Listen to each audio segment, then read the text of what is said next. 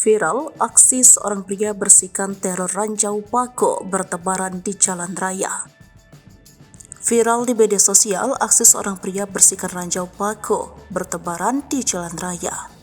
Diketahui lokasi ranjau Paku bertebaran di Jalan Gatot Subroto, tepatnya di depan Hotel Bangkuluhur, di seberang Polda arah Pancoran, Senin 20 November 2023. Video tersebut salah satunya diunggah oleh akun Instagram @undercover. Lebih lanjut, pedagang di depan hotel tersebut mengatakan dirinya sudah 2 kali melihat ranjau Paku disebarkan di jalanan. Pedagang sekitar mengatakan bahwa penyebar Paku biasanya berboncengan dengan satu sepeda motor. Hanya pengemudi saja yang mengenakan helm.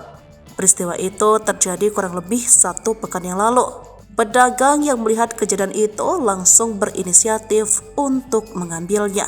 Para pedagang saling bekerja sama dengan ojek online untuk dibantu langsung memungut ranjau Paku yang telah disebar ke jalan. Video tersebut viral lantas mengundang berbagai macam komentar netizen mengenai peristiwa ini.